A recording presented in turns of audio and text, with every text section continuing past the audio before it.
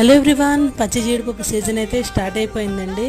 ఇంకా వీటి గురించి తెలిసిన వాళ్ళు, ఇంకా ఇవి ఇష్టమైన వాళ్ళందరూ కూడా వీటితోని రకరకాల రెసిపీస్తో వీటిని ఎంజాయ్ చేస్తూ తింటూనే ఉంటారు.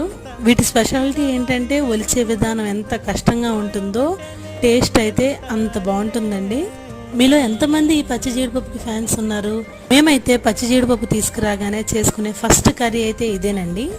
జీడిపిక్కల్ని కట్ చేయగానే ఫస్ట్ అయితే పొట్టుతో సహా ఉన్న జీడిపప్పుని 1 అవర్ పాటు నీటిలో నానబెట్టుకుంటే ఆ పొట్టంతా కూడా నీట్గా చేత్తో తీస్తే వచ్చేస్తుందండి. అలా తీసుకున్న జీడిపప్పుని కొంచెం అంత శనగపిండి వేసి నీట్గా వాష్ చేసుకుంటాం. అలా అయితే జీడిపిక్కలకున్న జీడంతా కూడా పోతుంది. ప్యాన్లో అయితే కొంచెం అంత ఆయిల్ వేసి పోపు దినుసులు, వెల్లుల్లి, ఎండుమిర్చి, కరివేపాకు వేసి ఆనియన్ అంతా కూడా బాగా ఫ్రై అయ్యాక అప్పుడు ఈ జీడిపప్పుని వేసి బాగా ఫ్రై అయ్యాక అప్పుడు కారం వేసి వాటర్ వేసుకుంటే సరిపోతుంది. కర్రీ రెడీ అయిపోతుంది. మీలో ఎంతమందికి దీని గురించి